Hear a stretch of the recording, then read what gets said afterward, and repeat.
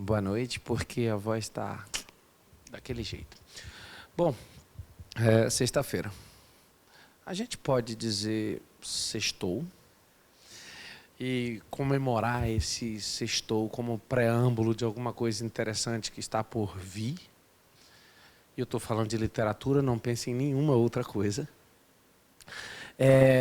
Mas, ao mesmo tempo, eu fiquei me perguntando quando essa sexta-feira marcaria um espaço interessante para que essa literatura, para que esse fazer literário se encontrasse com a vida propriamente dita. E quando a gente para pensar a vida, é interessante porque quando a gente começa a ler um livro, o ponto de partida é nossa própria vida. A gente meio que encarna o personagem, a gente meio que mergulha no texto, a gente meio que se imagina sendo parte daquela narrativa. O livro de hoje foi especialmente marcante porque, ao lê-lo, eu que sou do recôncavo da Bahia, da cidade de Cruz das Almas, identifiquei inúmeros elementos presentes na minha infância. Eu que cresci numa comunidade dentro da Universidade Federal da Bahia, no campus de Cruz das Almas, que na época era o campus de agronomia. Passar e passear por cada página redigida por Itamar foi como voltar à minha infância. Foi como relembrar de pessoas que passaram pela minha vida e que a cada frase, a cada parágrafo que o texto avançava e que a narrativa ia se desenrolando, eu ia entendendo por que gosto tanto de literatura. Quando, conversando com Lesca, ela disse que teria o maior prazer de falar sobre o livro, para mim foi fantástico, porque eu entendi ali, quando ela topou falar, que eu iria transbordar a leitura que fiz. Porque toda a análise que ela se propôs a fazer de livros, mesmo em conversas informais, foram sempre bate-papos interessantíssimos. E aí eu propus, vamos fazer então a primeira edição da segunda temporada, Lesca? E ela disse, vamos. Mas a primeira edição, às 5 horas da tarde, estava marcada para as 7 da noite. Ela me disse, Theo, eu não vou poder ir por motivo de força maior, por uma questão de saúde. Chamada Covid. Tem como adiar? E eu disse, meu Deus, faltam 2 horas, como adiar?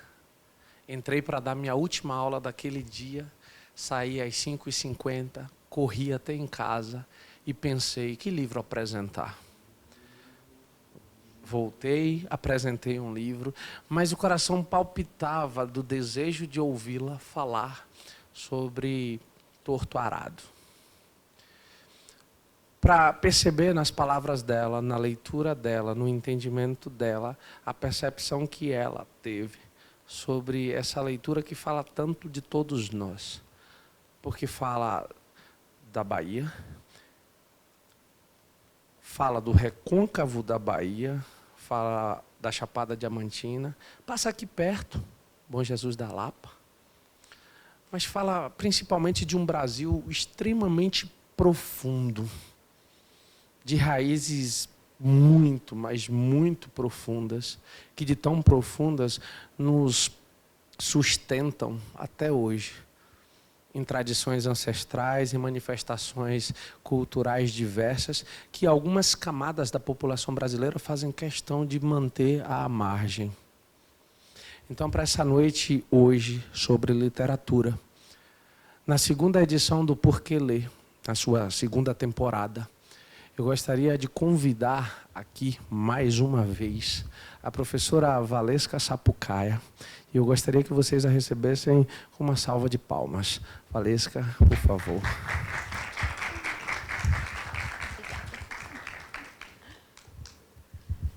Olá, boa noite. É sempre muito bom poder falar sobre literatura. Eu vivo disso, né? E ocupar esse espaço, participar desse projeto de TEL, é um prêmio, né? Algo assim que a gente fica muito feliz e, às vezes, até pensa assim, meu Deus, como começar?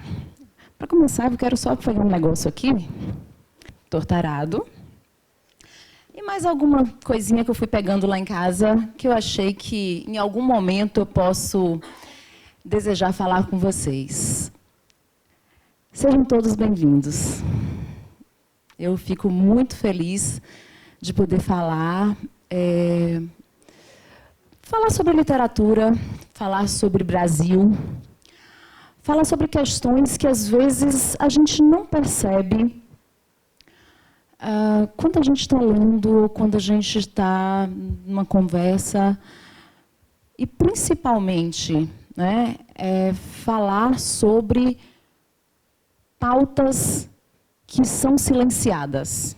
E eu queria que vocês guardassem essa palavra.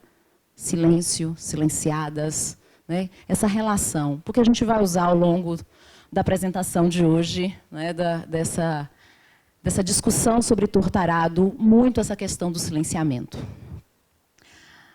Eu fiquei pensando em casa como começar a falar de torturado. E agora, exatamente nesse momento, eu me lembrei que quando fui falar de Desonra, de Coetzee, eu também fiquei pensando muito como começar, lá na primeira temporada do Por que Ler. Porque o projeto é muito simples, né? A gente vem falar sobre literatura e responder por que ler. Eu sempre digo em redação, toda pergunta tem que ser respondida. E se é uma pergunta, e se o nome do projeto é Por que Ler, então, por que ler Torturado? Por que ler Itamar Vieira Júnior? Quem é esse escritor? Que até outro dia, talvez, muitos de vocês, até mesmo eu, já tinha ouvido falar dele, mas não com tanta relevância, não diante desse cenário como a gente está vendo agora, a ponto de Torturado ser considerado já um clássico. Por que ler Torturado? E aí, nessa ideia, nesse pensamento de por que ler Torturado, me veio que eu precisava começar falando para vocês um breve relato de como Torturado chegou à minha vida. A obra ela foi publicada em 2019 aqui no Brasil. Depois eu conto para vocês como é que foi um pouquinho antes aí, quando eu for falar um pouquinho do autor para vocês. E logo que a obra foi lançada, houve entre as pessoas que costumam buscar literatura na internet, que estão em clubes de leitura, eu estou em alguns, que estão envolvidos nesse cenário de alguma forma, seja para a gente ficar acumulando, né, livros que a gente quer comprar, né, nos sites de compra de livros, não vou fazer publi, não. Então, assim, a gente sempre fica ligado. E quando, em 2019, Torturado foi lançado, ele tinha ganhado um prêmio, no caso o autor, né, por conta desse livro, ele logo começou a ser muito falado. E no princípio de 2020 eu resolvi comprar. Falei, vou comprar este livro. E foi uma indicação, eu escutei uma pessoa que eu sigo, né, que é uma pessoa muito conhecida para quem acompanha literatura na internet, que é Pedro Pacífico. Ele tem um canalzinho, ele tem um canal no YouTube, ele participa de feiras de literatura e tudo mais. E no Instagram é o @Bookster, que talvez alguém já tenha ouvido falar do Bookster, né? É o Pedro Pacífico. E Pedro não tinha lido o livro ainda, mas fez uma indicação. Eu fui e comprei. No mesmo momento, coincidentemente, um outro clube de leitura que eu participo, @Clube Livrismo, que são 4 mulheres incríveis que fazem indicação de leitura, leituras maravilhosas que eu vira e mexe estou indicando para a Theo, e ele, de vez em quando ele vai lá e compra também. E aí, nisso, o clube de leitura falou, vamos ler Torturado. E eu já tinha começado a ler, meu livro já tinha chegado, eu já tinha começado a ler. Eu falei, oba, eu já comecei a ler. Então, eu vou poder juntar tudo. A minha leitura, a discussão do clube de leitura. E foi nesse momento, e aí eu vou encurtar um pouquinho essa história, esse relato, para começar a falar um pouquinho mais do livro, é que eu percebi que existem cenários colocados na ficção que são muito mais reais do que a gente imagina, mas que existe uma parcela de leitores que acreditam que aquele cenário é só ficção. O cenário de Tortarado é um cenário que, para Theo, como ele disse aqui, para mim, talvez para alguns de vocês, eu não acredito que todos, me corrijam no final, seja um cenário conhecido. Mas para a maioria das pessoas no Brasil, esse é um cenário de ficção. E eu estou falando de um cenário no Nordeste. Eu estou falando de um cenário, especificamente na Bahia, como o Theo já adiantou, retratado aqui na Chapada. E mais, as pessoas que aparecem nessa obra são pessoas que normalmente não estão nos cenários que aparecem no jornal. Ou pelo menos não nos cenários, na maioria das vezes, também não vou generalizar, de forma positiva. Então, é um cenário que marca. E eu fiquei pensando um pouquinho de literatura, né, ao longo, como Tortarado aparece e como essa literatura ela é vista.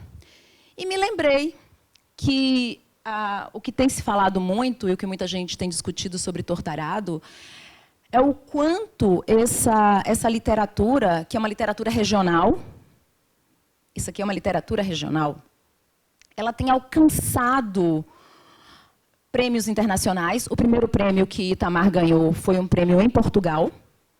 O livro não ganhou notoriedade no Brasil de cara, ele ganhou notoriedade em Portugal.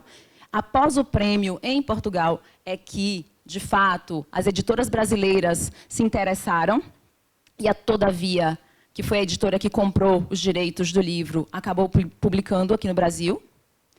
E depois ele ganhou o prêmio Jabuti, por isso ficou conhecido, porque é um prêmio muito reconhecido aqui no Brasil.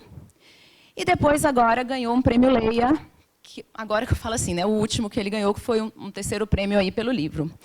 Mas uma coisa eu queria chamar a atenção de vocês, é que ao longo da história da literatura, o Nordeste é um lugar esquecido. Eu ia falar assim que é um cenário esquecido. Se a gente for observar as escolas literárias que vocês estudam, né, na escola, a gente vai ver que a gente não tem muita literatura que fale do Nordeste até que a gente chegue no modernismo.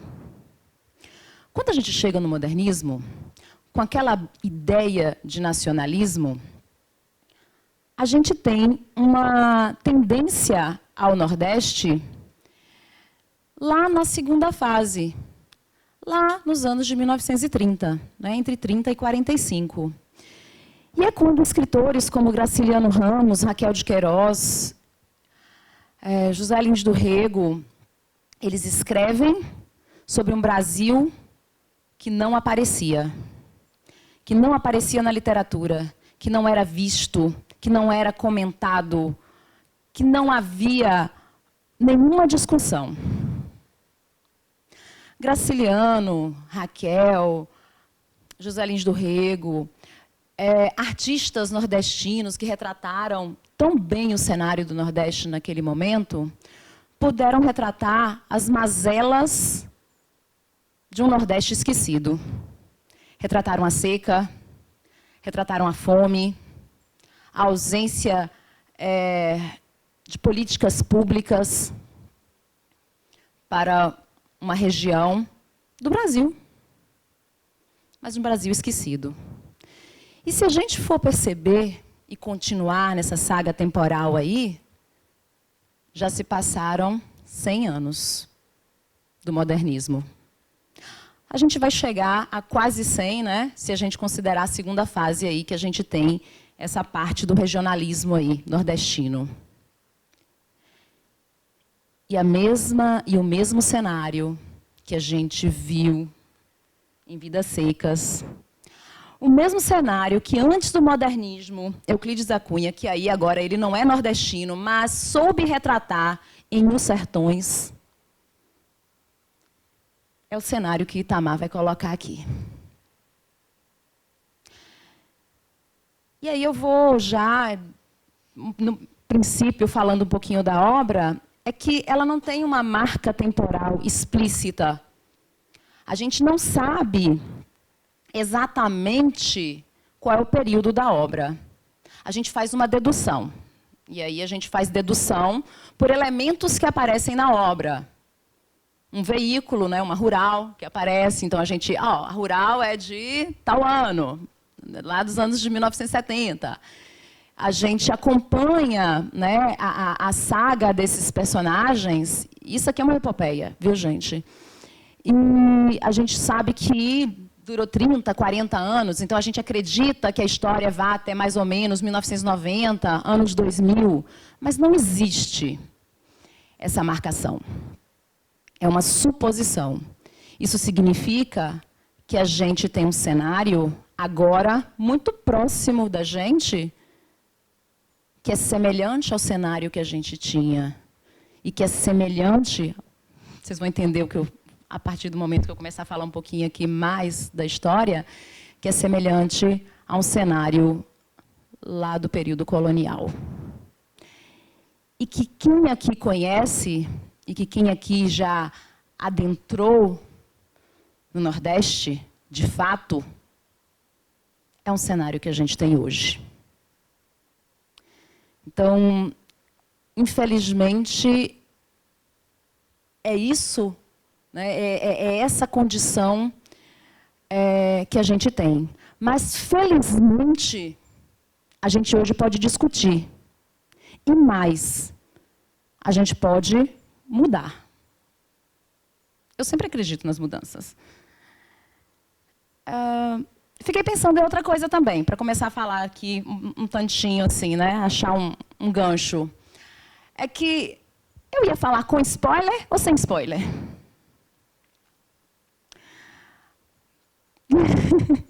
Tem alguém fazendo assim, como que é? Com spoiler? Então, quem é aluno meu aqui sabe que eu falo, aviso logo, gente, professor de literatura sem spoiler não funciona. Professor de literatura tem que falar a literatura destrinchando todos os aspectos. Mas eu garanto a vocês que mesmo quem não leu a obra, mesmo que eu dê todos os spoilers do mundo aqui para vocês, ainda vai desejar ler essa obra. Porque ler Torto Arado é necessário. Ler Torto Arado é fundamental. E aí eu começo contando a vocês que essa é uma história de mulheres. Essa é uma história de mulheres nordestinas, pretas, que passam por adversidades diversas e que existem elementos ao longo da história que são muito simbólicos para que a gente entenda como a narrativa ela se dá. Falar agora de Torto Arado implica eu falar que esta obra é escrita em 3 partes.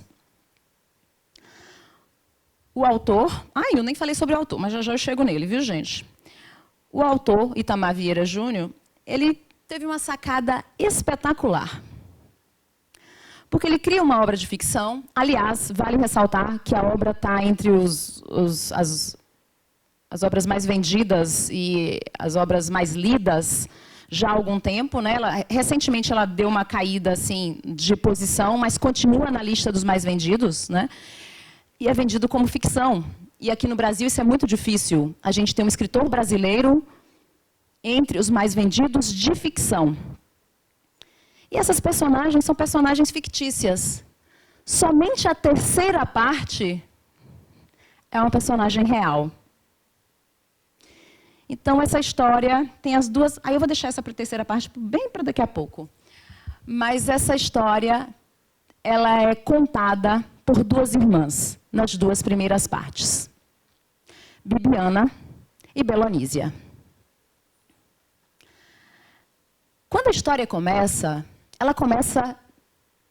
Vais spoilers. Ela começa já com um evento, já com um acontecimento que deixa o leitor com muita dúvida.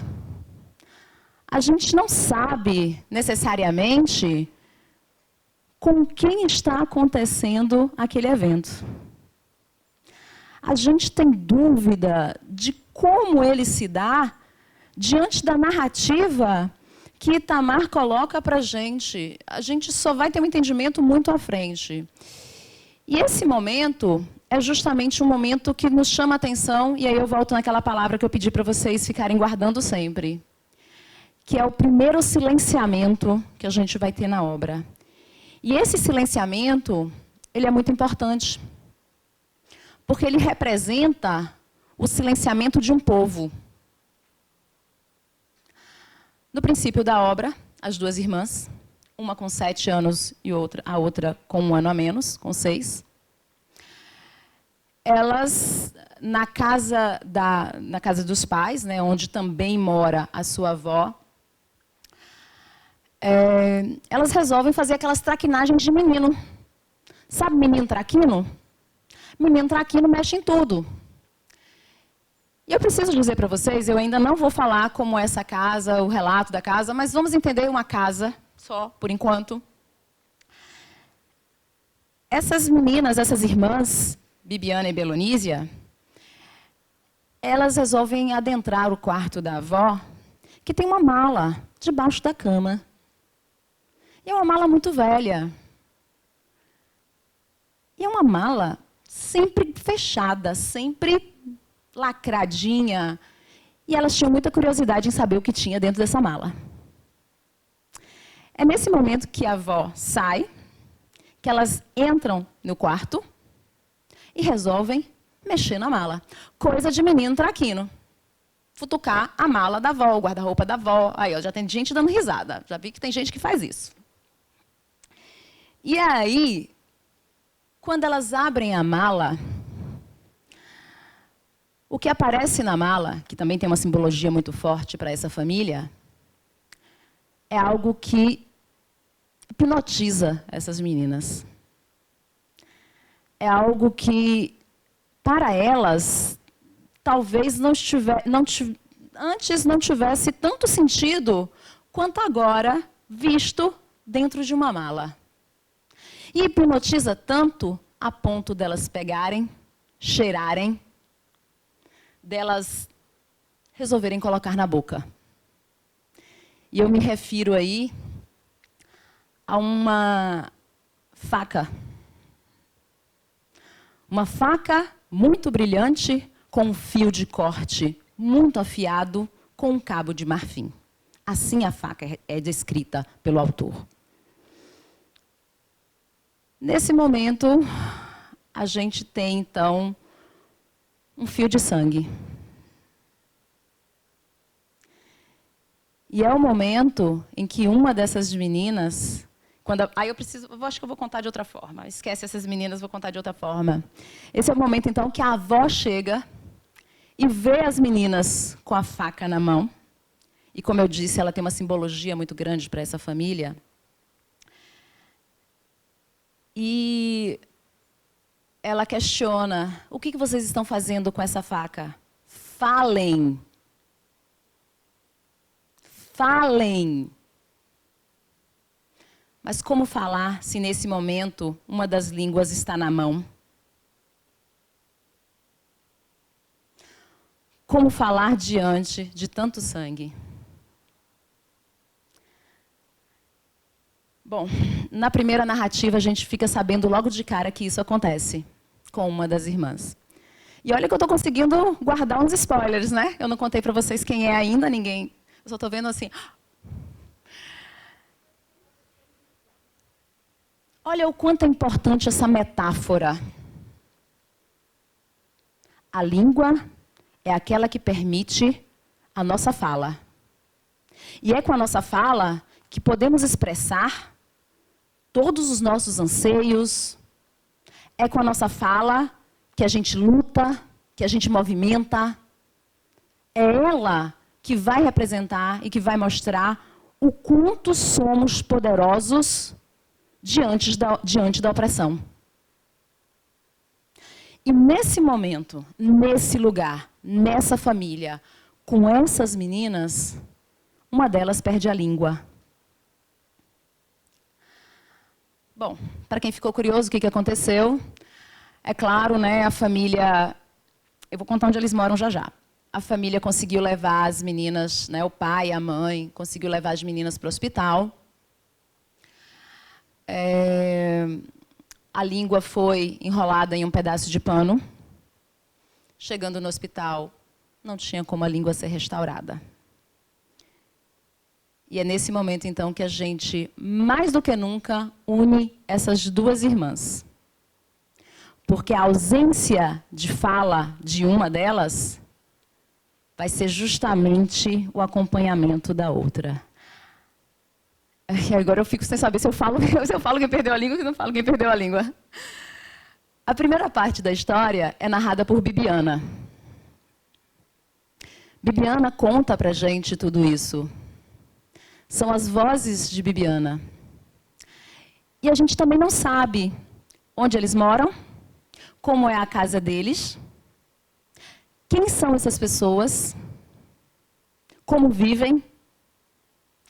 E nesse momento em que a irmã Belonísia é silenciada, a gente descobre que a gente está falando de uma comunidade rural.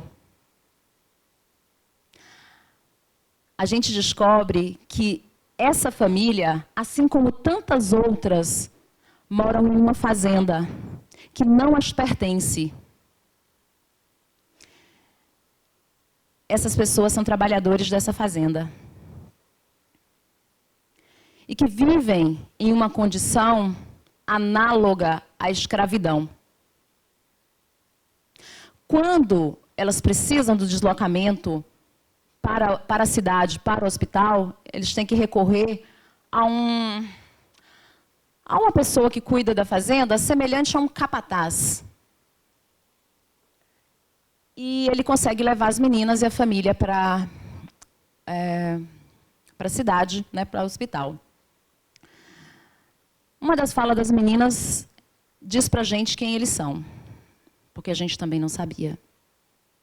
É que quando eles chegam na cidade, Bibiana e Belonísia, que nunca tinham ido à cidade, nunca tinham entrado em um carro.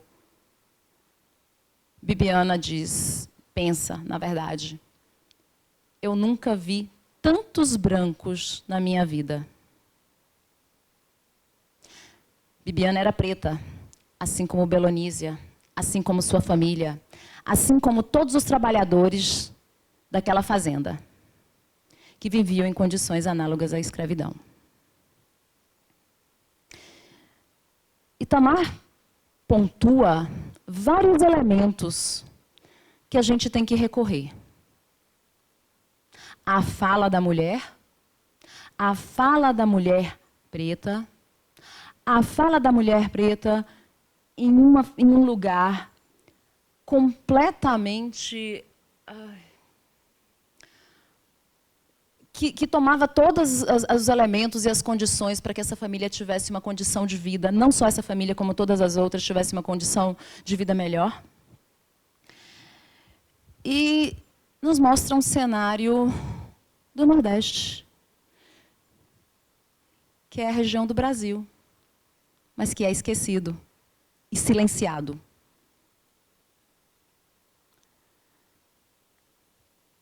Esse lugar, lá no meu grupo de leitura, parecia um lugar de ficção. As discussões para as pessoas que não eram do Nordeste, eu estou arrepiada, gente, só de pensar. Remetiam a um cenário de uma bolha Eles remetiam, aliás, à ideia que aquele cenário lá, porque dentro da bolha, aquelas pessoas não conseguiam ver. E talvez muitos de vocês também não conheçam, porque nunca adentraram sertão adentro, interior adentro. A gente conhece muita costa. A gente conhece a Bahia do Carnaval, do São João, das praias. Eu quero saber se todo mundo conhece a Bahia do Sertão, a Bahia da Caatinga, a Bahia das pessoas que, nossa, eu não consigo nem falar, mas assim, que tem uma realidade tão distante da nossa e que eu percebo que muita gente não conhece e que Itamar foi muito corajoso em mostrar. Antes de continuar, porque eu vou colocar alguns pontos assim, eu acho que eu vou precisar contar quem é o autor para vocês.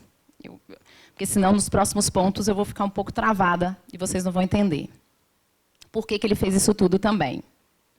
Itamar é baiano, nascido em Salvador. Ele ele fez faculdade de Geologia. E hoje, assim como quando ele escreveu o livro, né, ele é professor da UFBA, em Salvador, mas ele também é funcionário do INCRA. E eu não sei se vocês sabem o que é o INCRA. Alguém sabe o que é o INCRA? O órgão responsável pelo quê? É um órgão governamental. Essa semana eu falei que incrível como o INCRA está dentro do Ministério da Agricultura. Eu comentei essa semana falando de ministérios. Quem estava comigo falando de ministérios essa semana vai saber o que eu estou falando. O quão os absurdos, assim, de como a gente, né, ele talvez tivesse que estar dentro de uma outra pasta muito mais específica, porque agora, neste governo, a gente tem algumas problemáticas. O INCRA é um órgão responsável pela demarcação de terras. Instituto Nacional de Colonização, INCRA, e Reforma Agrária. Então, essa é o símbolo, é a representação da sigla INCRA. E como funcionário do INCRA, para vocês entenderem um pouquinho o que acontece, ele conheceu essa realidade muito bem. A inspiração dele é uma realidade que ele conhecia. Ele conhece todos esses locais. Não necessariamente esse da ficção, mas necessariamente esse da ficção, porque quem disse que esse também não é um lugar que existe? Afinal de contas, ele é na Chapada Diamantina. E aí, falando um pouquinho dessa relação, deixa eu ver se eu consigo. A espada, vocês perceberam, né? Eu vou falar um pouquinho da espada já, mas a simbologia da espada da capa, não sei se vocês... Espera aí que eu chego na capa. Mas se vocês notaram lá, quando o slide estava aberto aqui, que a capa, né? Tem duas meninas, duas mulheres. E a gente tem aqui, então, duas mulheres pretas, e a gente tem elas com aquela plantinha que um monte de gente tem em casa, que é a espada de Santa Bárbara, ou espada de São Jorge, ou espada de Ogum. Tem todos esses nomes. Mas, enfim, meio que me perdi, porque eu fui falar da espada. Oh, meu Deus. Mas espera que eu vou pegar outro gancho. Então, quando o Itamar coloca esse cenário para a gente, ele conhece esse cenário. E a gente precisa falar de alguns pontos que são importantes porque ele criou essa história, né? Porque ele coloca. A primeira parte se chama fio de corte. E vocês perceberam por que é um fio de corte, né? É o fio de corte da faca que reluz com cabo de marfim. Da avó, Dona Ana, nome da avó, de Belonise e Bibiana. A segunda parte se chama Rio de Sangue. A primeira parte é contada por Bibiana. A segunda parte da história é contada por Belonísia. É a voz de Belonísia. Belonísia foi aquela que ficou silenciada. Belonísia, durante muito tempo, usava a voz da irmã para se comunicar. Elas eram muito unidas, mas desde esse evento, desde o acontecimento desse evento, elas ficaram mais unidas. Eu preciso dizer uma coisa, que Bibiana também colocou a faca na boca. Ela sofreu um cortezinho, mas ela não perdeu a língua. Já a Belonísia, né? Porque como é que elas fizeram isso? Elas colocaram a faca na boca, gente. É um negócio que atraía tanto que elas colocaram a faca na boca. E Belonísia perdeu a língua, nesse caso. Então, assim, quando Belonísia conta a história, é a mesma história contada por uma outra voz. Uma voz que não mais pôde ser ouvida. Foi uma voz silenciada. E ela tem uma representação muito grande para a gente. Esse rio de sangue é o mesmo rio de sangue que a gente pode imaginar que acontece em muitos lugares.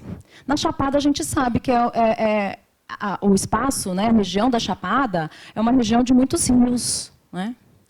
Essa família vivia em uma fazenda chamada Água Negra. Essa fazenda era um grande latifúndio. E essas famílias que chegavam, algumas já há muito tempo dentro dessa fazenda, então gerações nascendo dentro dessa fazenda, essas famílias vinham em busca de melhores condições de vida. Só que os donos da fazenda, eles não aceitavam, por exemplo, que as pessoas que chegassem para viver nessa fazenda, que aceitassem trabalhar nessa fazenda, construíssem moradias de alvenaria. As casas, elas eram construídas de barro.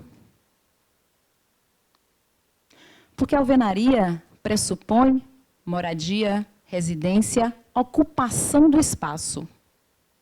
A casa de barro, na primeira chuva, é destruída. Então, ela não existe.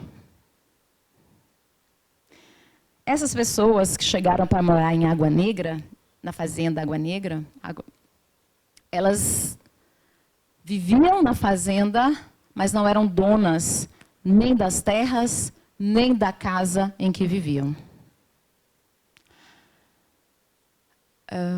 Essas pessoas não recebiam dinheiro pelo seu trabalho.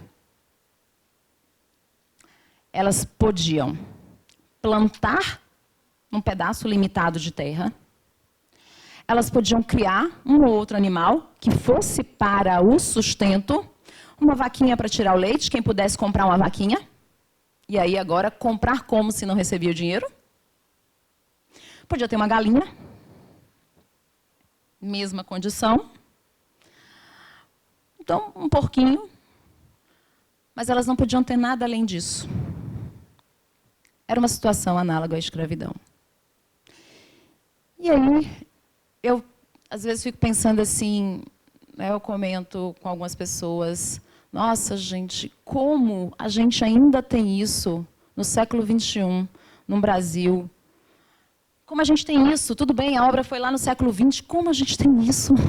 Trabalho análogo à escravidão. E eu preciso dizer para vocês que todo ano o Ministério Público do Trabalho publica a lista chamada lista suja, que é a lista das empresas no Brasil em que foram descobertos trabalho análogo à escravidão. Todo ano o Ministério Público apresenta para a sociedade quais são as empresas que ainda utilizam essa forma de escravidão para com as pessoas, para com os trabalhadores. É triste. A lista de 2021 existe, está lá na internet. O Ministério Público do Trabalho publicou. A de 2020. Esse ano vai terminar o ano, eles vão publicar a de 2022. Aqui na Bahia, a gente teve, em 2020, 13 empresas. Algumas da nossa região. Vitória da Conquista, bem ali. A maioria dessas empresas da Bahia eram grandes fazendas de café, cacau. né, fazendas que funcionam como empresas aí, né, para exportar, né, esses produtos. Bom, vou voltar em Belanísia. Por que eu disse que esse é um passado que não nos abandona? Justamente por isso tudo que eu estou falando com vocês. Porque a abolição, ela foi lá no século XIX. E a gente, ainda hoje, a nossa sociedade, ainda tem indivíduos que vivem nessa condição e que não são cidadãos. Porque muitos deles não têm um registro, muitos não têm documento nenhum, não é um registro, não tem um registro, não tem um título de eleitor, não tem documento nenhum, não tem perspectiva de vida. E sobre essa questão da perspectiva de vida, o pai de Bibiana e Belonísia, Zeca Chapéu Grande, uma grande figura. Ele acreditava que o modo de vida em que ele estava vivendo era natural. Houve uma internalização daquilo que ele sempre ouviu, que era normal, que era aquela condição de trabalho, aquela condição de vida. Então, para ele, aquela situação era tão natural, tão hábitos, né, diante desse cenário, que ele não questionava. O opressor continuava sendo o opressor e o oprimido continuava concordando em ser oprimido. Mas essas meninas, filhas de Zeca Chapéu Grande, elas são personagens que estavam lá, que se ligaram, mas que têm personalidades que se destoam. Bibiana é a personagem política. Belonísia é a personagem natureza. Quando Bibiana cresce, e aí eu vou dar um passo aí, daqui a pouco, se precisar, eu faço umas digressões aqui, viu, gente? Quando Bibiana cresce, Bibiana e Belonísia conhecem a fazenda, na verdade, Água Clara, ou Água Negra, já estou em outra obra. A fazenda Água Negra, ela recebe algumas pessoas, alguns novos trabalhadores. Entre os trabalhadores que chegam, novos para essa fazenda, nesse grupo, chegam alguns familiares de Zeca Chapéu Grande e um primo de Belonísia e Bibiana.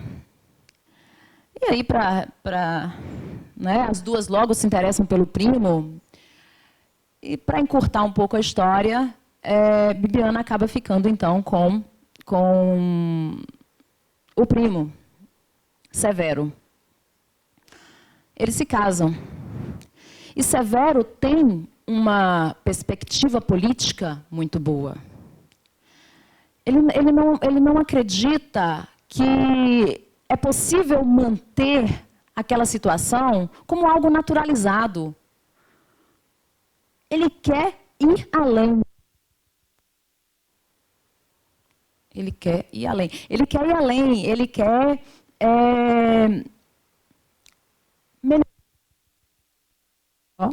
foi. Ele quer melhorias. E Bibiana, por ser uma personagem política, ela percebe essa necessidade de mudança. E eu preciso fazer um adendo, é que Zeca Chapéu Grande é uma pessoa, como eu disse para vocês, uma pessoa incrível, né? Eu vou falar um bocadinho dele ainda mais para frente. Mas Zeca Chapéu Grande, ele acredita na educação, apesar de nunca ter lido nada, de não saber nem escrever o nome, e que toda vez que ele precisava assinar um documento da fazenda, ele colocava o dedo. E esse dedo dele já não tinha nem mais digital, de tanto que era gasto, que era... como é que eu vou usar uma palavra, entre aspas, estragado pelo trabalho pela condição de trabalho que ele enfrentava. A digital dele já estava até perdida. Mas era isso que ele usava. Mas ele acreditava na educação. Tanto que, aí eu vou falar por que Zeca Chapéu Grande é incrível, gente. Ele batalhou para que existisse, para que acontecesse uma escola dentro da fazenda. Só que, nesse intervalo de tempo, né, a escola ainda não existia, e Bibiana e Severo, o primo, saem da fazenda, né, ficam juntos, saem da fazenda, se casam e vão estudar. Vão para a cidade grande. Lá eles vão conseguir... A gente não sabe, eu posso dizer para vocês assim, não está muito claro para a gente que eles foram participar de movimentos sociais, que eles foram... que a gente tem, sei lá, movimentos de luta, como movimentos do MST, essas coisas. Não, não tem isso explícito na obra, não tem isso escrito. Mas a gente sabe que, quando eles retornam à fazenda, eles têm um ideal de luta muito forte. Eles têm agora uma fala que remete à ideia contrária a essa opressão sofrida nessa fazenda. E eles vão batalhar por isso. Então, Bibiana é essa personagem política. Ela volta com essa intenção. Mas Bibiana é social. Bibiana não quis ficar na fazenda, porque ela achava que a fazenda era limitante. Se ela continuasse na fazenda, ela não ia conseguir aprender, ela não ia conseguir batalhar para que ela pudesse voltar mais forte para uma luta. Já Belonísia é a personagem natureza. Belonísia é a personagem ligada à terra. E eu não sei se vocês tiveram a curiosidade de tentar entender até agora por que Torto Arado. Vocês sabem o que é um arado? Todo mundo tem consciência do que é um arado? O arado é um instrumento arcaico. Ele remete, né, ao tipo de agricultura feito diferente do que muita gente vê hoje, né? Hoje é um negócio de uma tecnologia sem fim. E o arado chegava a ser puxado pelos próprios humanos. Às vezes não tinha um animal de tração para se puxar um arado. O arado, ele faz, o nome já está dizendo, né, de arar. Ele ara a terra, né? E Belonísia é quem dá o nome à obra. Porque quando Belonísia é silenciada, quando Belonísia perde a língua e ela tenta, assim como Fabiano em Vidas Secas, se expressar, ela só se expressa por grunhidos. E ela resolve, então, escolher uma única palavra que ela pudesse treinar para falar bem. E ela escolhe a palavra arado. Porque arado tinha uma ligação muito forte com ela, uma ligação com a terra, a ligação com quem ela estava. E quando ela via o pai dela na roça, quando ela ia com o pai para a roça, para a plantação, ela estava ligada àquele arado. Então, era um instrumento que fascinava. Mas ela não conseguiu falar arado. E a palavra saiu meio torta. E foi justamente nesse sentido de o quanto essa pessoa, essa mulher silenciada, tenta se expressar, que sai o título da obra, Torto Arado. Bibiana foi para a cidade, foi aprender, foi se instruir, conhecer o mundo. Belonísia fica na fazenda, porque ela é a personagem natureza, ela é ligada à terra. E Belonísia se sente um pouco solitária. ela se sente sozinha mesmo, acho que é a palavra. Eu estou tentando achar um outro adjetivo que coubesse nesse momento, mas acho que sozinha, triste, cabe muito nesse momento, porque até então ela tinha a Bibiana como representação da voz dela, de tudo que ela queria falar. Elas se comunicavam pelo olhar. E Bibiana era capaz de reproduzir os pensamentos dela. E quando Bibiana vai embora, ela não tem mais ninguém que faça isso por ela. E ainda tem uma outra questão. Belonísia também ficou um pouco enamorada, né, de Severo, do primo, quando ele chega. Mas Severo escolhe ficar com Bibiana. Nesse momento, como eu disse que estavam chegando sempre pessoas novas a essa fazenda, chega um novo grupo de trabalhadores. E junto a esses trabalhadores chega Tobias. Tobias é a representação de uma sociedade machista, patriarcal. Tobias é a representação do homem que humilha, que não entende o outro. Mas Belonísia não sabia disso. Ou sabia, mas não teve uma percepção muito clara, não sei. E Belonísia se casa, então, com Tobias. Mas Belonísia não ama Tobias, e Tobias não ama Belonísia. Mas Belonísia vai ser a mulher, e é assim que ele a chama. Ele não a chama pelo nome.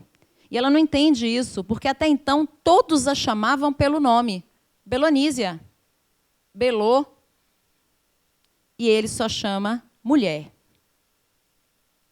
Ela perde a identidade quando ela se casa com Tobias.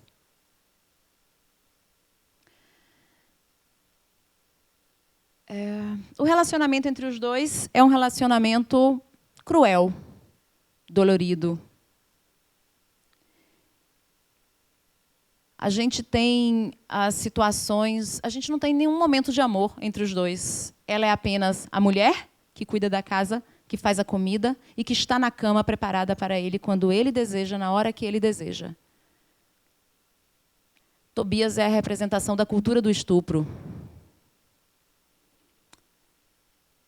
Então, a gente fica um pouco marcado quando essa história acontece, quando esses elementos todos vão se juntando. E nessas duas partes que eu falei para vocês, eu disse que são 3, né? A gente tem 2 personagens muito fortes, mulheres. E essas mulheres, elas representam justamente aquilo tudo que a gente vai buscar.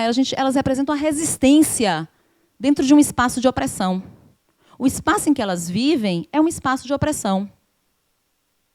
Esse Brasil que a gente está vendo entorto-arado é um Brasil profundo e que faz parte de tantos e tantos e tantos Brasis profundos que existem. De tantos Brasis silenciados pelos poderosos, silenciados pelas pessoas de poder. A ancestralidade, ela é vista muito fortemente dentro dessa obra. E eu preciso dizer que, mais uma vez, Zeca Chapéu Grande era um grande homem. Ele era o personagem que representa, né, dentro da obra, o misticismo. Ele representa os valores religiosos. Ele representa, juntamente com Donana, a mãe dele, toda essa ancestralidade. Zeca Chapéu Grande, que eu disse que eu ia falar um pouquinho a respeito dele mais para frente para vocês, é porque eu tinha que contar um pouquinho de, né, fechar o ciclo Bibiana e Belonísia. Zeca Chapéu Grande, ele era um representante religioso da região. Ele tinha poderes. assim como Donana, sua mãe. Ele era o que a gente chama de curador, benzedor, né? A gente costuma usar essas terminologias.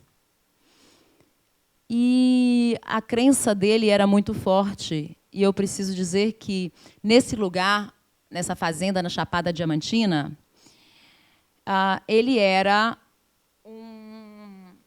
um representante do jaré. Acho que eu nunca tinha ouvido falar antes de ler esse livro, e eu acredito que nem mais ninguém aqui, porque, na verdade, o jaré é uma religião de matriz africana, mas que mistura catolicismo, e a gente sabe o porquê, que mistura espiritismo kardecista, e que, nos últimos anos, o jaré tem, inclusive, tido alguns aspectos aí de religiões mais evangélicas. O jaré está sendo silenciado.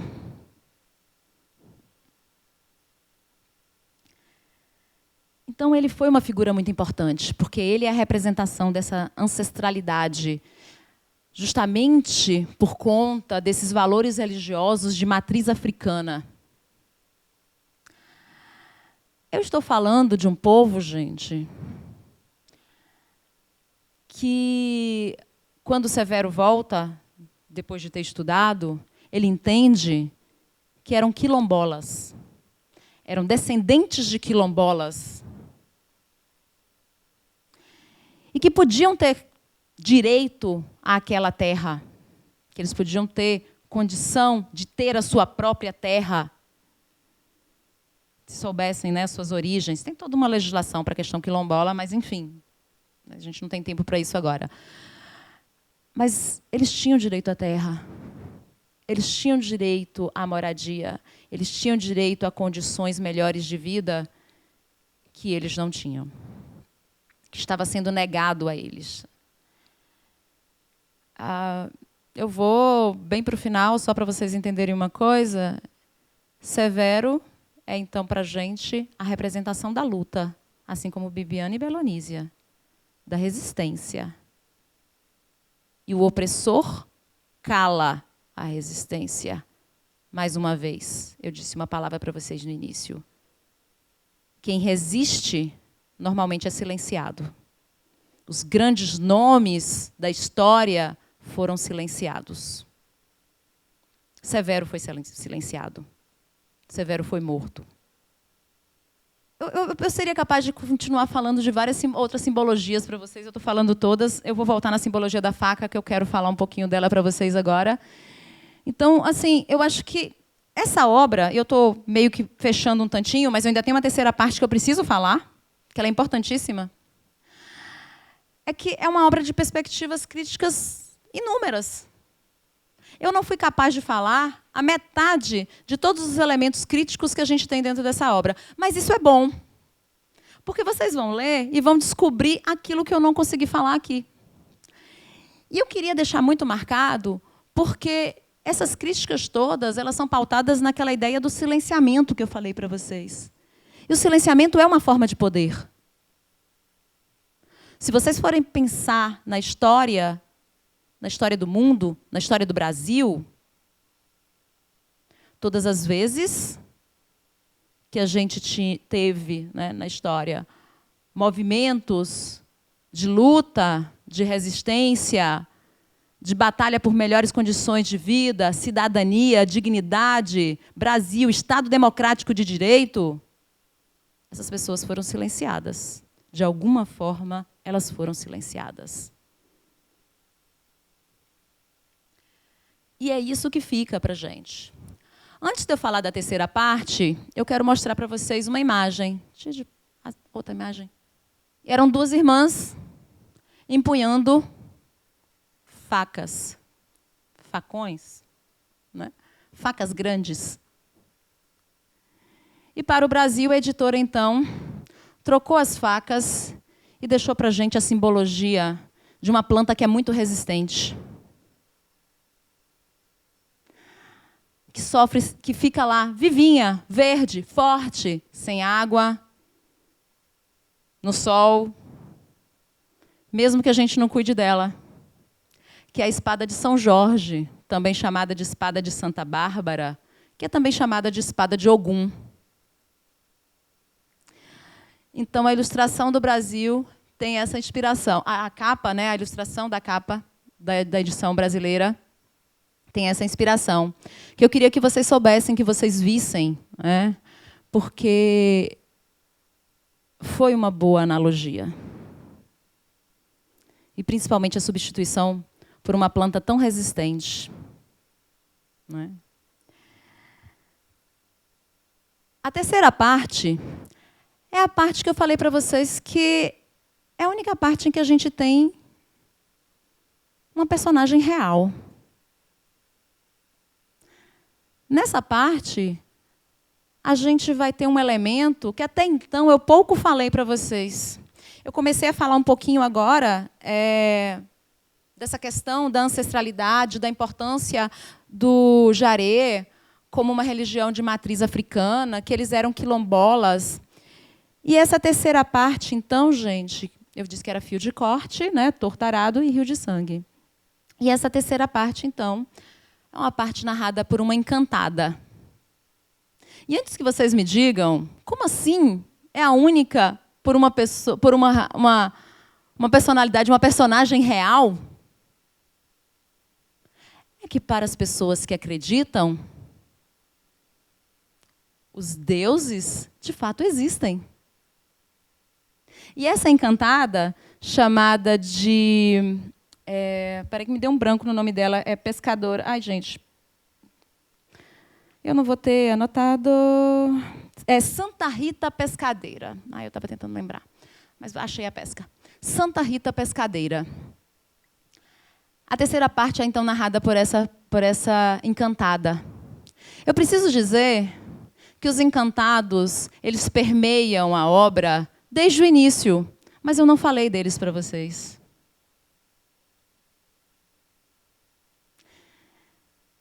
A terceira parte, então, é uma visão de uma personagem real que está sendo esquecida por ser uma encantada, num lugar onde a seca assola e que não mais precisa-se de uma Santa Rita pescadeira para ajudar na pesca.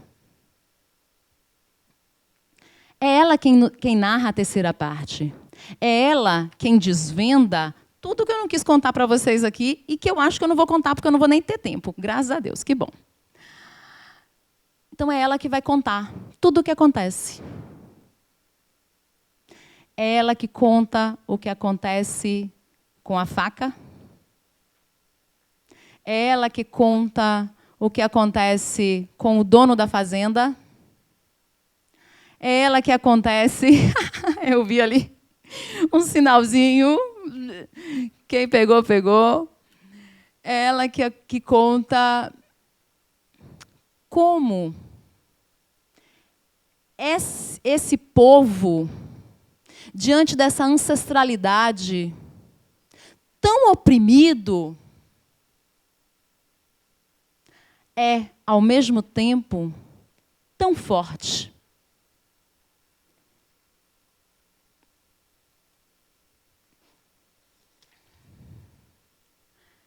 Itamar termina a obra dizendo: sobre a terra há de viver sempre o mais forte.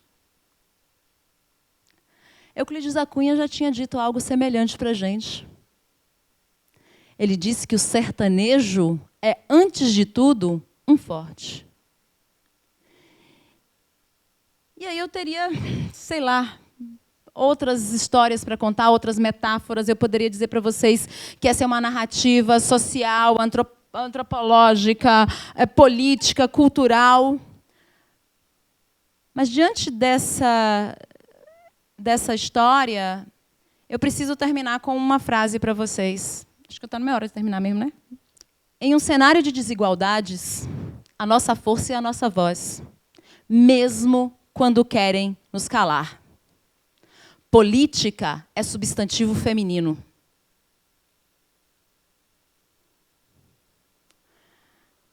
Sejam conscientes.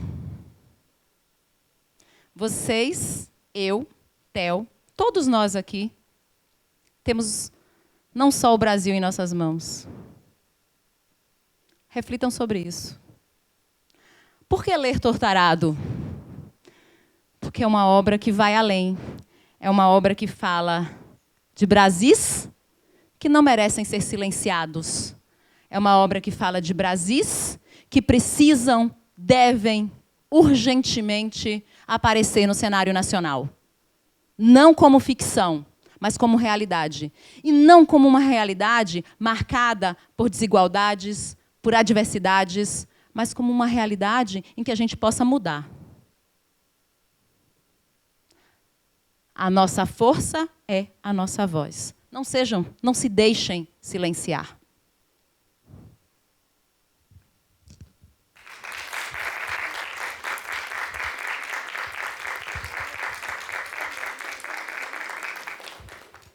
Todas essas falas remetem a dores diversas que compõem a história do povo negro, que, por consequência, é a história do Brasil.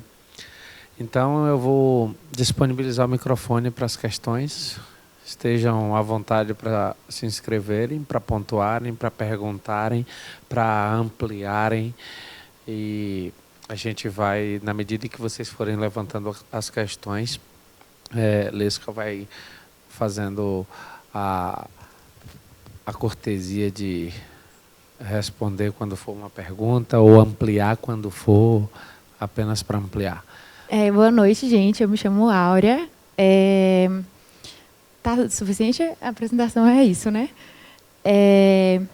E eu li esse texto porque eu estava pensando no meu TCC e aí a minha orientadora falou, lê esse livro, e me deu.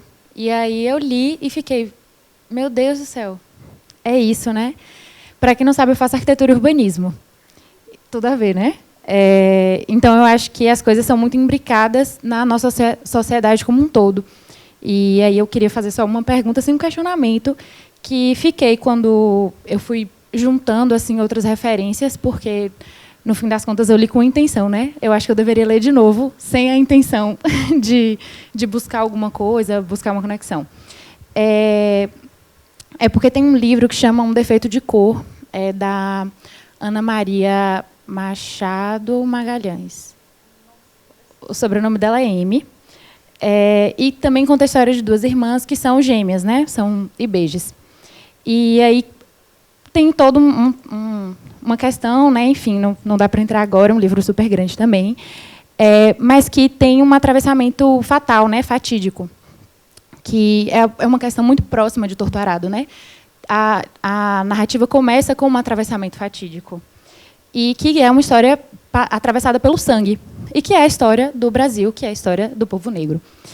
E aí eu fiquei com uma grande questão assim, sobre Torturado, e que se relaciona também com essa coisa de um defeito de cor, que é a potência de se contar uma história atravessada pelo sangue. E aí eu fico pensando todas as vezes que a gente vai contar uma história atravessada por um trauma, que é super difícil, que a gente não fala para qualquer pessoa, que a gente fala tremendo, quando fala meio embolado, não conta, né? Não conta pormenores, enfim.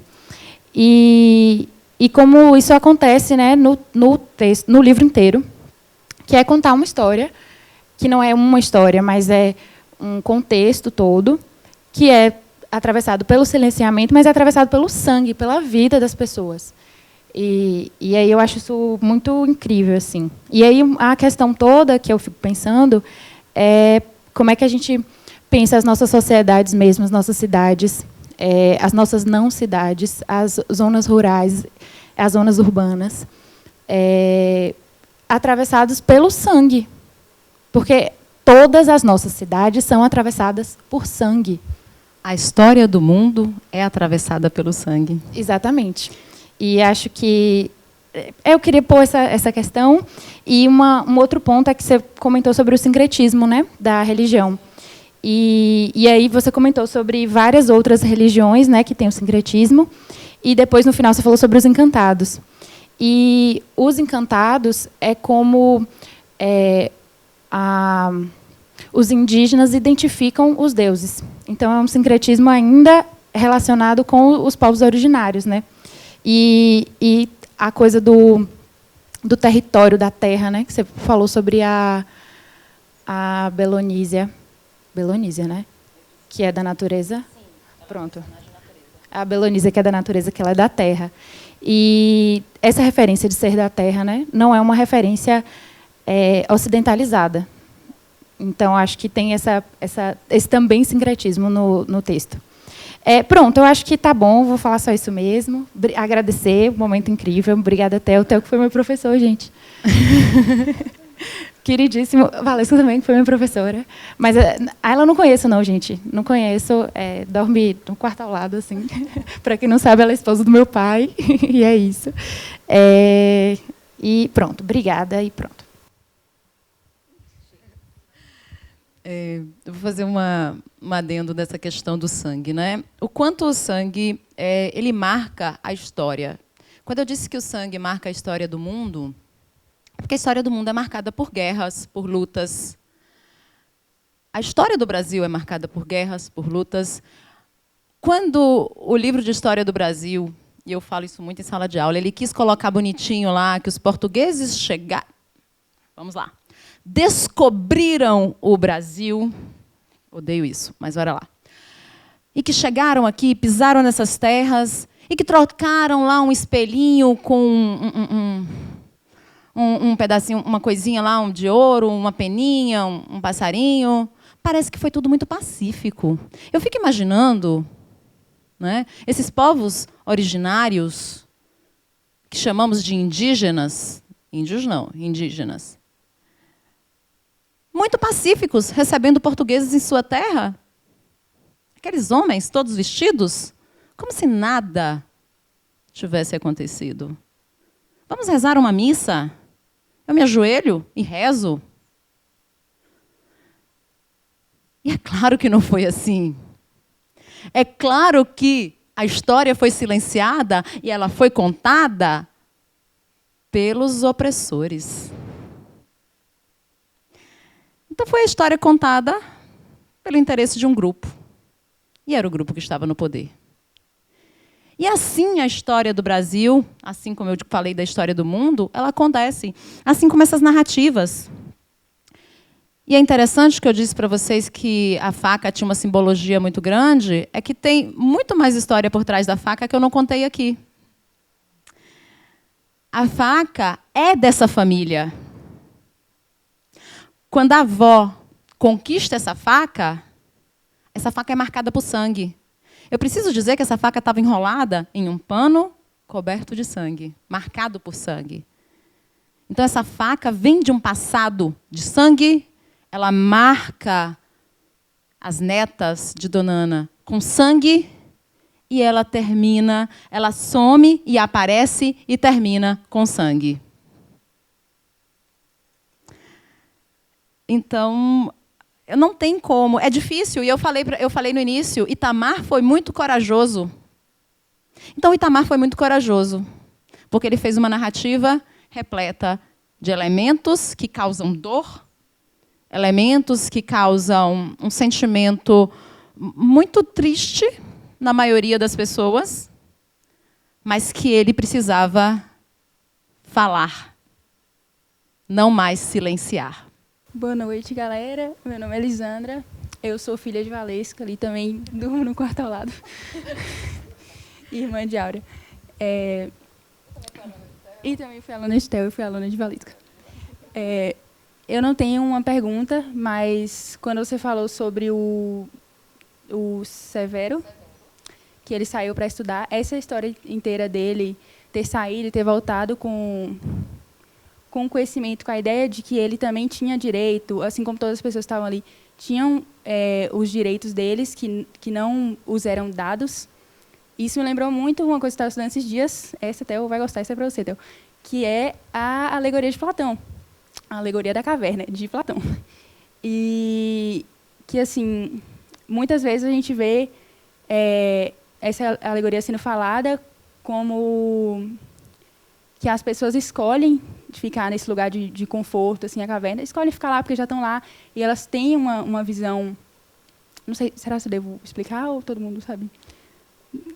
Enfim, vou... Só o básico, talvez, para quem não sabe, né? Aí atrás. Que 2 homens foram mantidos em uma caverna, essa quantidade muda, mas acho que na história original são 2 homens, que são mantidos em uma caverna acorrentados, presos, olhando para uma parede, e atrás deles tem uma fogueira, uma fonte de luz, e que eles só conseguem ver o mundo pelo que é refletido nessa parede, através da luz que é a fogueira, né? Então, eles não veem o mundo real, eles veem o mundo, um reflexo, um mundo projetado.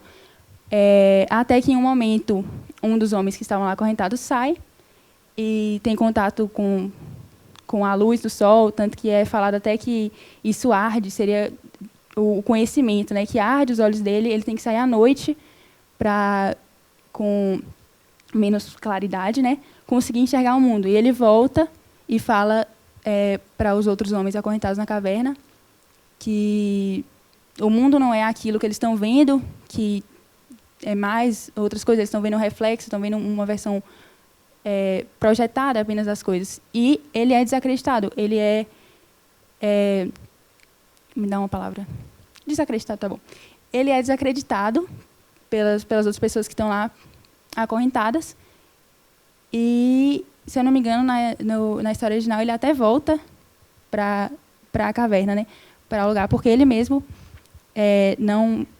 ele mesmo fica meio perdido assim com essa visão que ele teve. Só que a gente tem essa ideia muito que as pessoas estão lá porque elas querem e tal. E muitas vezes sim, porque o conhecimento para muitas pessoas tá aí, e as pessoas escolhem não ver e ficar lá enxergando só dentro da bolha, com o negócio que coloca no burro, assim, não sei o nome, que coloca assim no olho para ficar com a visão fechada mesmo daquilo. Mas muitas vezes esse conhecimento é negado às pessoas.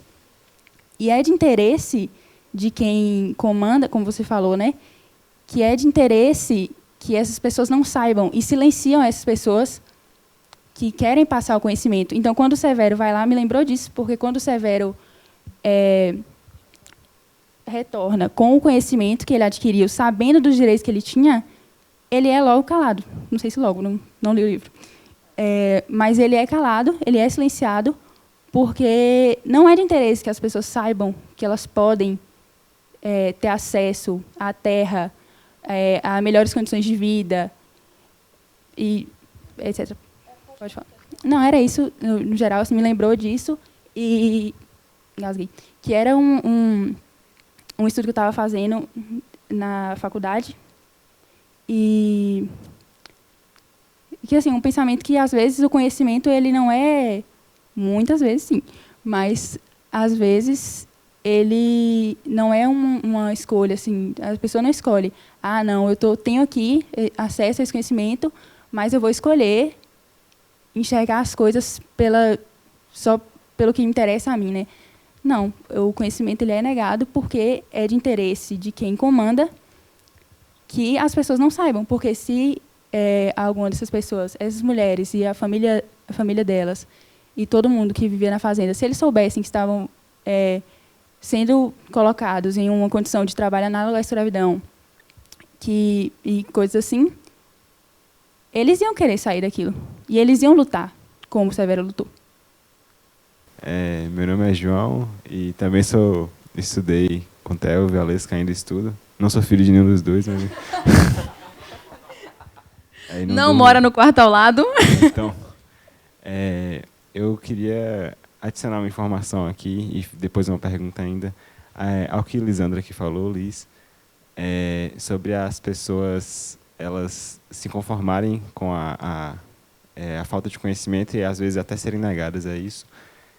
Fazer uma relação aqui com o livro Fahrenheit 451, de Ray Bradbury, não sei como é que eu pronuncio o nome dele até hoje, mas as pessoas no livro, numa realidade distópica, elas meio que por conta própria, claro que por influência também, mas com ali exercendo a própria razão, elas resolveram simplesmente parar de ler, porque ficaram conformadas com as situações distópicas do lugar onde viviam.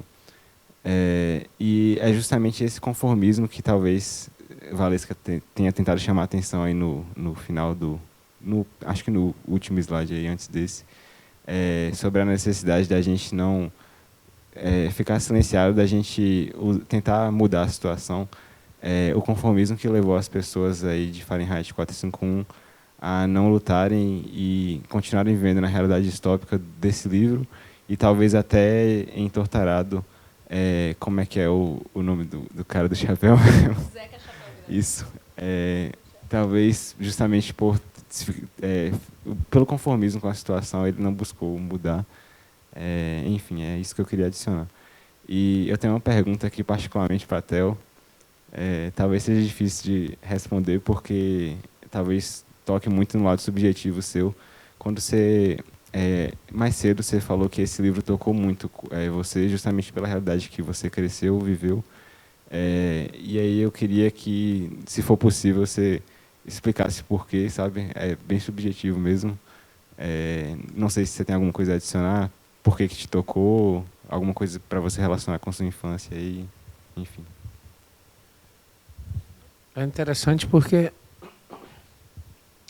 a gente, quando eu estava discutindo o existencialismo, eu citei Simone de Beauvoir naquela expressão de que não se nasce mulher, torna-se mulher, dentro de uma perspectiva existencialista.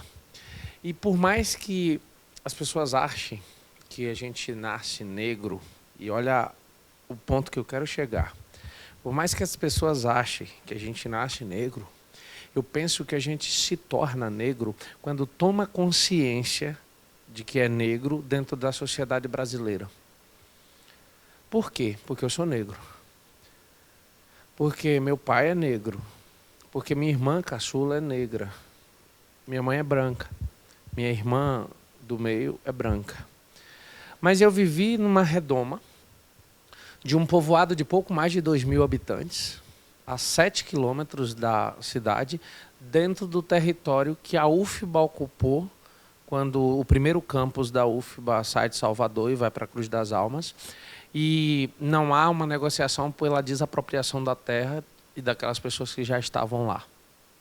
Por coincidência, e uma feliz coincidência, o nome do lugar é, até hoje, Sapucaia. Sobrenome de Lesca. E assim, eu era de uma família privilegiada. Meu pai é funcionário público, minha mãe funcionária pública, e a gente teve uma vida muito confortável, apesar de viver no campo. Estudava na cidade, ia para a cidade, tinha veículo próprio. As tecnologias disponíveis que chegavam naquele povoado, chegavam ou na minha casa, ou na casa de uma ou duas pessoas que tinham recursos. O restante da população era muito humilde. A minha casa tinha uma televisão preta e branca, daquelas de tubo gigantescas, que algumas pessoas iam para lá assistir a novela das 6, a novela das 7, a novela das 8. E aí, quando dava ali por volta de 9, 9h30, quando terminava aquela última novela, as pessoas iam embora. Então a casa estava sempre cheia.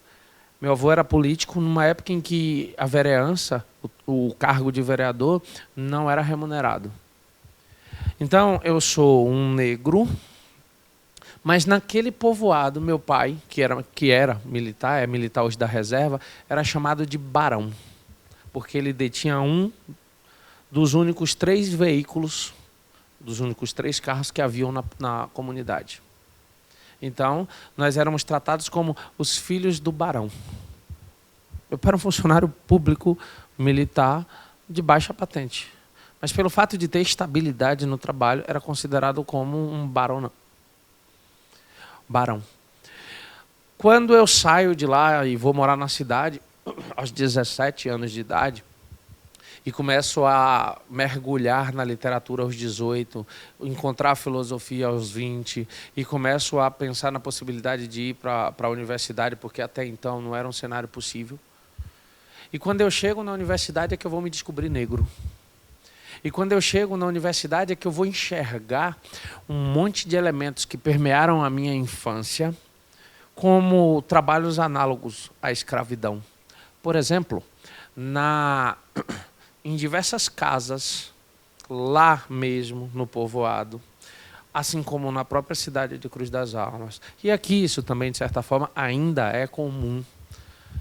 As pessoas iam na roça mais distante, na comunidade rural mais distante, e traziam uma menina para morar na casa.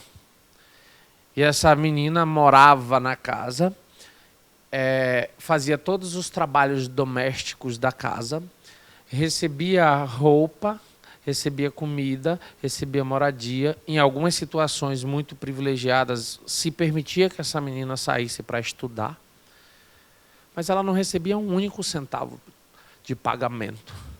E aquilo era tratado pela família que doava a filha, assim como ela pela filha, como uma oportunidade, quando na verdade é um trabalho análogo à escravidão.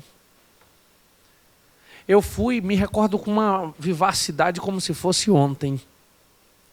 Eu fui em 2011 para uma cidade próxima aqui, Jussiape, um pouquinho depois de Rio de Contas, com um projeto da Casa Anísio Teixeira, dar algumas palestras sobre Anísio Teixeira.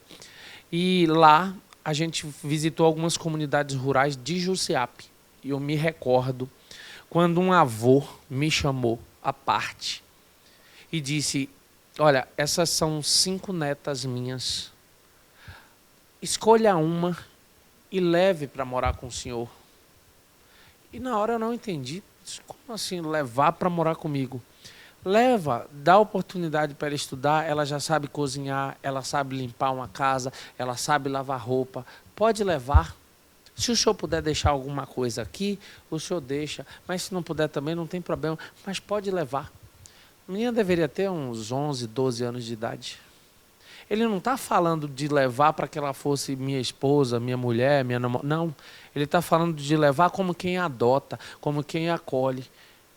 Mas dentro do contexto do que ele estava falando, era exatamente o que se configura um trabalho análogo à escravidão. Porque as outras pessoas que fizeram dessa forma, trataram essas pessoas como empregadas sem remuneração. Ao dar a essas pessoas comida, um teto e roupas. Só.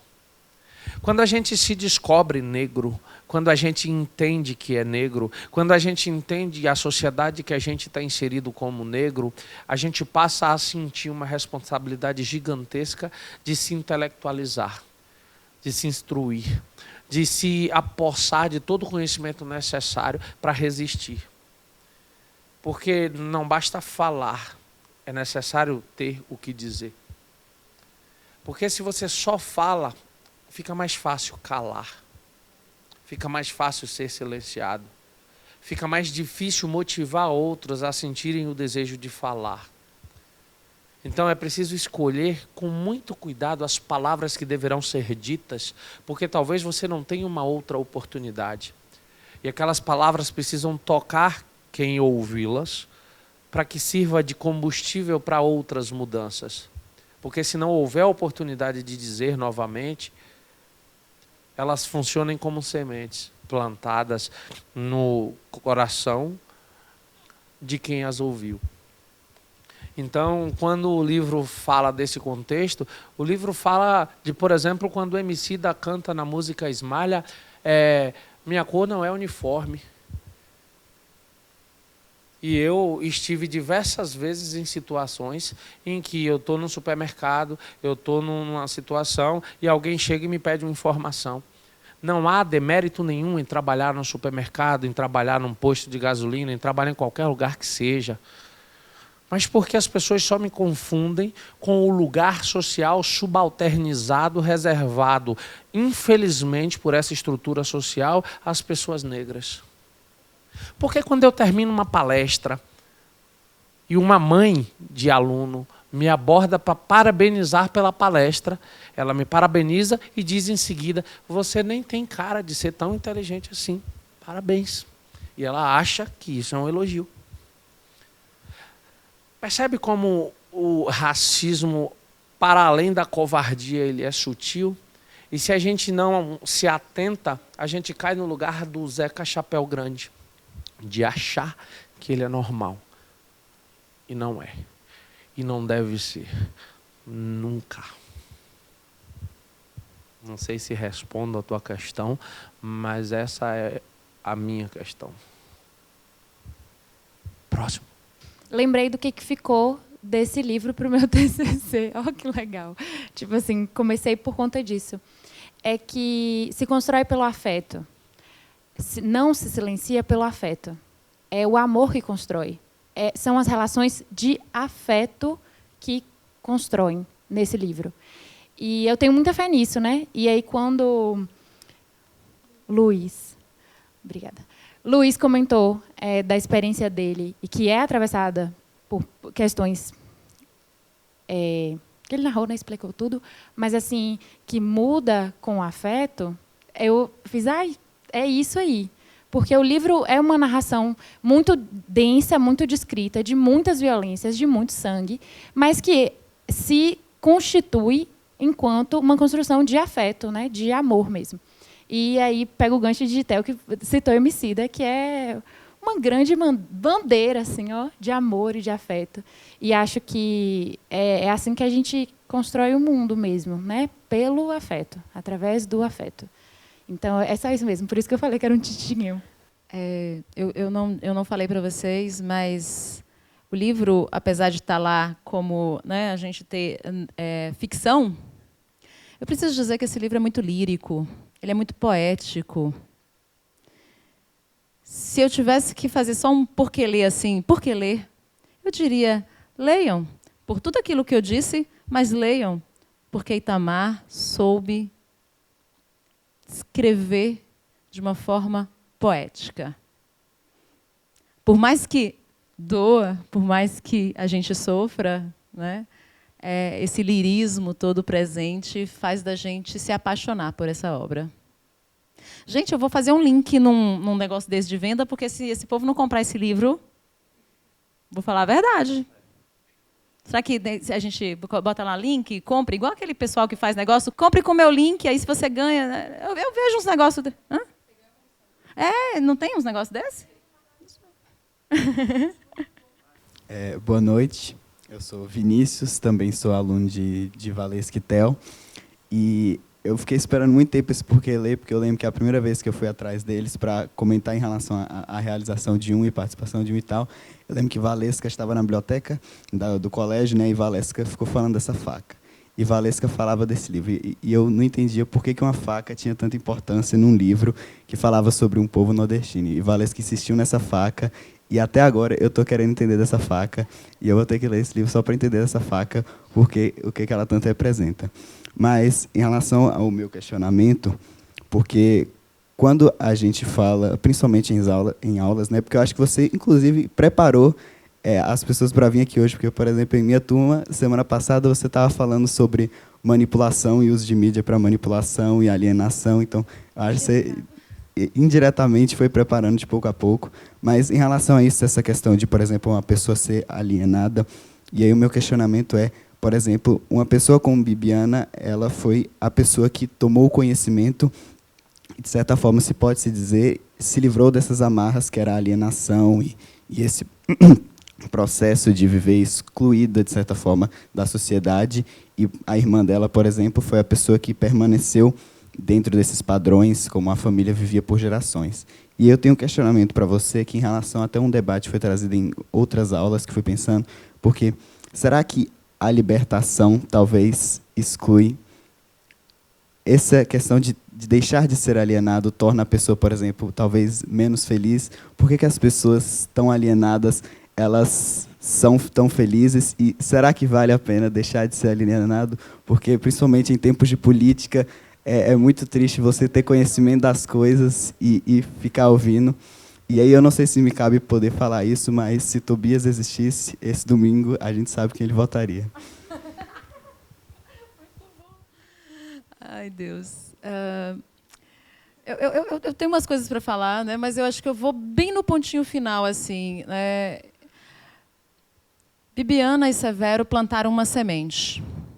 A semente foi acolhida por Belonísia.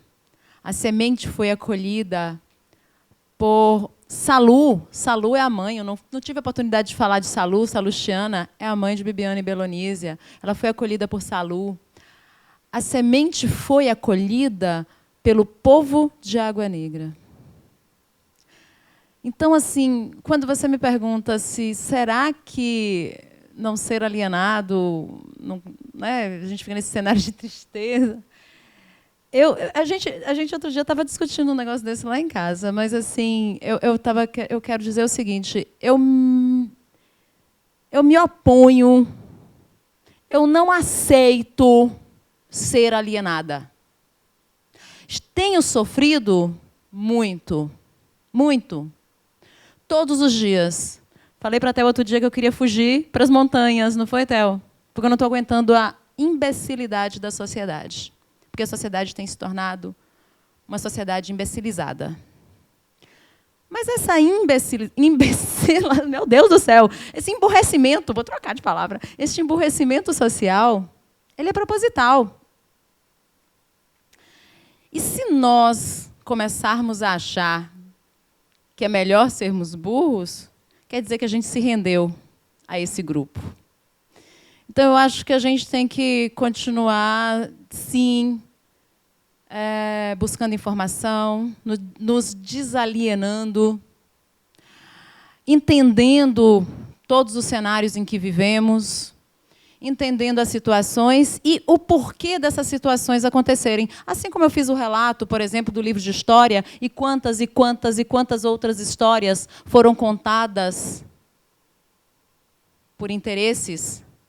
Quando o Theo estava falando, eu lembrei que eu poderia ter falado sobre a questão do embranquecimento na literatura. Eu não falei sobre isso, mas fica aí para vocês uma dica, né, para vocês entenderem, é que quantos autores foram embranquecidos, né, porque era conveniente. Nós vimos isso em Machado de Assis. Então, eu sou contrária a esse emburrecimento social. Eu acho que, por mais que a nossa semente, talvez você pense assim, nossa, é uma semente pequena, nunca. Ela só precisa ser regada. Eu não preciso de 3 sementes, 4 sementes, desde que eu tenha uma boa semente. E é essa semente que a gente está plantando, a do conhecimento, a da informação, a da verdade, a semente da voz, né, do amor que a gente falou. Então, são sementes que devem florescer nessa sociedade de tanto discurso de ódio, de tantas imbecilidades, e que nos deixam indignados. Inclusive, a gente tentando falar, fulano votaria. Mas essa parte a gente suprime. Eu devo confessar, então, uma coisa que me aconteceu hoje aqui. Eu cheguei 2 minutos atrasados. Eu quase nunca me atraso para a maioria dos compromissos. Quando eu cheguei, tinham 4 pessoas lá fora. Deu uma angústia, sabe? Eu fiz, caramba, 4 pessoas e eu já estou atrasado. Quando eu dei 2 passos para mais perto, aí eu reconheci as pessoas. Aí deu um alívio, porque eu disse, são pessoas especiais. Aí entrei. Valesca já estava aqui, eu já sabia porque eu tinha visto o carro lá fora. Diego já estava aqui porque eu tinha visto a moto lá fora. E aí eu me deparei com Liz e com a Áurea. E tinha muito tempo que eu não via a Áurea. E aí eu meio que fiquei um pouquinho aqui, saí. Quando eu estava chegando lá fora no portão novamente, aí eu vi Maria Paula.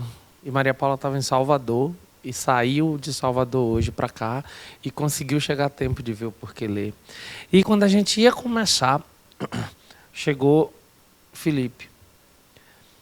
E aí eu falei de ex-alunos.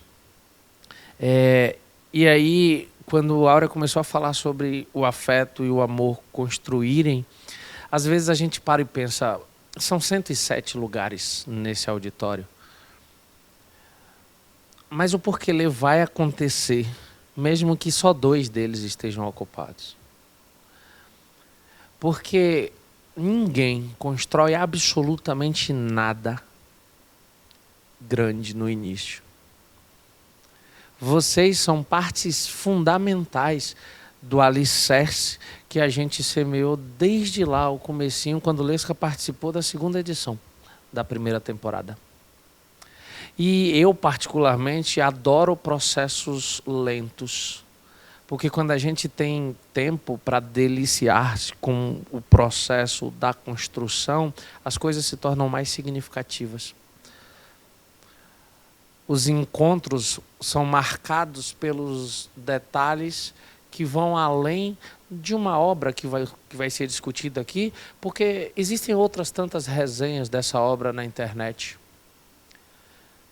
Então vocês não estão aqui pela obra. Vocês estão aqui pelas pessoas que vão comentar a obra, pelo projeto e pelo fortalecimento dele, por julgarem importante, pelo encontro com as outras diversas pessoas que comparecem com frequência aqui. Essas pequenas sementes nos fazem crer que nunca, sob nenhuma perspectiva, a alienação é uma opção. Não, não é. E é exatamente por nunca uma alienação ser uma opção que a gente precisa refletir sobre o que a gente faz num futuro próximo. Porque se a gente não para pensar, movimentos gestuais eu não entendi porque vocês riram, enfim, movimentos simples dizem absurdamente, mesmo que na palavra que Valesca pediu para vocês prestarem atenção, no silêncio. Outras questões para a gente se encaminhar para o final? Eu só queria fazer um adendo. Eu entendi muito bem a pergunta de Vinícius ali. Eu entendi que quando a gente está nesse cenário, não que a gente seja mais inteligente que ninguém, não que a gente tenha mais conhecimentos, mas é difícil e a gente está nessa pele, né, de tentar entender, tentar mudar e saber o que acontece quando as pessoas querem ser emburrecidas e querem nos silenciar. Eu entendo a pergunta dele perfeitamente. Tem 2 pessoas que vão integrar 2 das próximas edições, né? Já estou sabendo.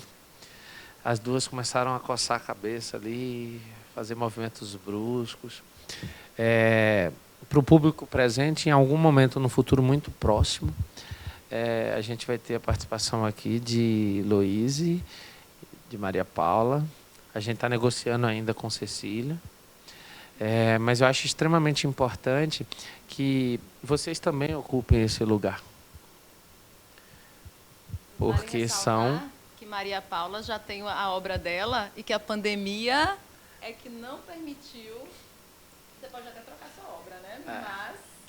Já havia escolhido. Já havia sido a pandemia que te tirou essa condição, né? De estar aqui no Porquê Ler. Mas... portas abertas. Sempre. E, assim, esse é um espaço para vocês. Eu quero indicar Lipe também para o Porquê Ler. Pronto. Felipe escrevia uns textos durante o ensino médio. Ele e os textos de Felipe ficavam assim absurdamente felizes. E aí, caramba, velho, olha os links, olha isso, olha aquilo. E aí ficava feliz na hora de avaliar e a mão corria para fechar o texto, né? Aí, mas não fecha não, senão ele para de se esforçar. Não fecha, não fecha. Então, você também já está previamente convidado, pense na obra e a gente vai articular, porque é fundamental que vocês também ocupem esse espaço. Para que a gente torne rotina, torne cotidiano a ideia de ler um livro e ressignificar esse livro para além da leitura. E ressignificar esse livro e proliferar esse livro em forma de outras tantas sementes para fazer com que a literatura faça parte da vida da gente e semeie um mundo mais culto, mais consciente, mais afetuoso. E talvez a gente tenha como ver ainda nas nossas gerações um mundo melhor. Mas a gente começa mudando o nosso mundo para que essa mudança se expanda. Já que você vai fechar, posso fazer uma indicação antes? Até vai fechar, então eu trouxe um livro que eu queria fazer uma indicação para vocês. É de um escritor baiano, Domingos Ailton, é um escritor de Jequié. E é sobre uma mulher nordestina, é uma história real. É a Anésia Cauaçu. Foi uma cangaceira, que eu acho que vocês não sabem, que a gente já teve uma líder do cangaço mulher. Então, eu queria deixar uma indicação para que vocês conhecessem um pouco da história do Brasil, conhecessem um pouco da história do Nordeste, conhecessem um pouco da história da Bahia, de uma região muito próxima da gente, pertinho lá de você também. E a Anésia é essa mulher que eu queria deixar aqui para vocês, então, essa indicação, para vocês conhecerem histórias que foram silenciadas, de mulheres fortes. Bom, primeiramente eu gostaria de agradecer mais uma vez à Casa Anísio Teixeira, na pessoa de Tid, que está ali na parte técnica. Sem a casa, sem a presença sempre muito disponível de Tid aqui, operando tudo, esse evento não seria possível. Então, Tid, receba nosso abraço, nosso agradecimento. Gostaria de agradecer imensamente a Diego Silva Filmes, está aqui fazendo o registro de todas as imagens e áudios que vão para o canal no YouTube. Acho que Diego tem sido uma parceria permanente e um incentivo permanente a quando dá aquela canseirazinha para a gente continuar. E assim, dá um gás, porque a parceria e a ajuda e a amizade fortalece isso, como a Áurea disse diversas vezes, que o amor constrói, que o amor fortalece. Agradecer a Du Marim, fotografia, que apesar de não ter tido fotógrafo aqui hoje fotografando, eu fiz umas 2 fotos, então vou representar. Agradecer pela segunda vez, e eu pretendo agradecer outras vezes, porque eu pretendo convidar outras vezes a Lesca, que para além da admiração absurda que eu tenho da profissional, eu não preciso falar porque todos vocês conhecem, a admiração é ainda maior como amiga, que eu tenho um carinho e uma vontade de estar perto sempre, porque sempre aprendo quando estou perto. Agradecer imensamente do fundo do meu coração a vocês que estão aqui hoje, e dizer que continuem a resistir, continuem a fazer escolhas. Escolher nunca é fácil. Escolher uma sexta-feira à noite, ao invés de estarem no Parque das Árvores, estarem aqui, não é uma escolha fácil. Porque lá tem som, lá tem lanche, a gente não pode servir comida aqui, então... E vocês escolheram estar aqui. Façam sempre escolhas. Nunca permitam que as circunstâncias escolham por você. Então, muitíssimo obrigado.